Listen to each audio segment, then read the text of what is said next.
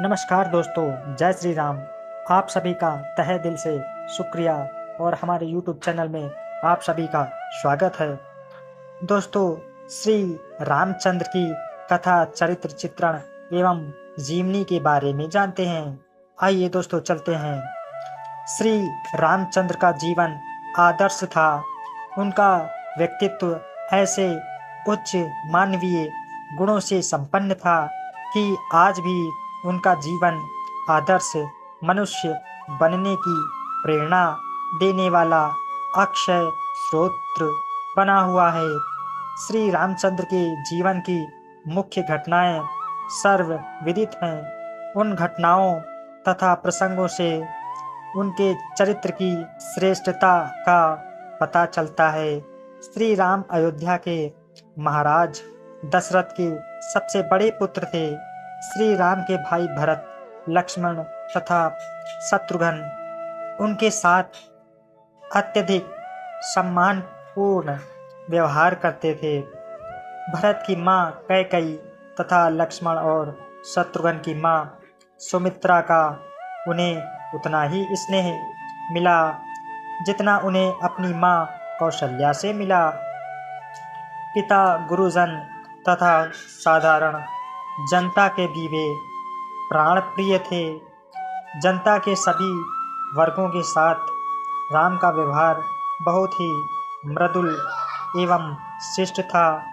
अपने छोटे भाइयों को प्रसन्न करने के लिए वे खेल में स्वयं हार कर उनको विजयी बना देते थे। राम गुरुजनों की आज्ञा का पालन बड़ी तत्परता तथा लगन से करते थे। ऋषि विश्वामित्र राक्षसों के उपद्रव के कारण आश्रम में यज्ञ नहीं कर पा रहे थे।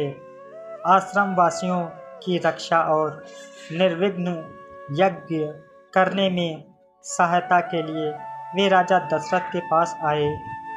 ऋषि ने राजा से राम और लक्ष्मण को मांगा। पिता की आज्ञा मानकर राम और लक्ष्मण ऋषि के साथ आश्रम पहुँचे।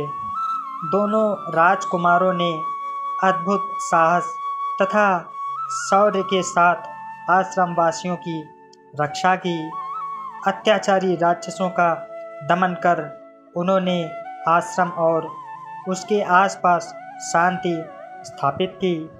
इसी बीच विश्वामित्र को जनकपुर में राजकुमारी सीता के स्वयंवर का समाचार प्राप्त हुआ। राजा जनक ने यह शर्त रखी कि शिव के धनुष को उठाकर उसकी प्रत्यंचा चढ़ाने वाले के साथ ही सीता का विवाह किया जाएगा। राम ने धनुष को उठाने के लिए कोई उत्सुकता नहीं दिखाई, केवल अपने गुरु का आदेश पाने पर ही उन्होंने शिव धनुष को उठाया। सीता के साथ विवाह के बाद राम अयोध्या लौटे और उनका जीवन सुखपूर्वक व्यतीत होने लगा। अब राजा दशरथ वृद्ध हो चले थे। वे राम का युवराज पद पर अभिषेक कर शासन के भार से मुक्त होना चाहते थे। उनकी इच्छा अनुसार अभिषेक की तैयारी होने लगी। तभी दासी मंथरा ने कैकेयी के कान भरे। मंथरा के बहकावे में आकर कैकेयी ने राजा से 2 वर मांगे, जिनके लिए राजा पहले वचन दे चुके थे। इन वरों का संबंध देवासुर संग्राम की घटना से था। उसमें दशरथ ने देवों के पक्ष में असुरों के विरुद्ध युद्ध किया था। युद्ध स्थल में कैकेयी ने बड़े साहस के साथ राजा की सहायता की। इससे प्रसन्न होकर राजा ने कैकेयी को 2 वरदान मांगने को कहा था। कैकेयी ने उस समय वरदान नहीं मांगे और भविष्य में कभी मांग लेने की बात कही थी। अब कैकेयी ने राजा को उन्हीं वचनों का स्मरण कराते हुए 2 वरदान मांगे।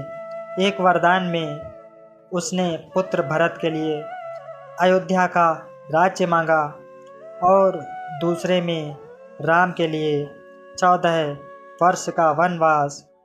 राजा बहुत ही दृढ़ प्रतिज्ञ थे और प्रण के पालन के लिए वे अपने प्राण की भी चिंता नहीं करते थे।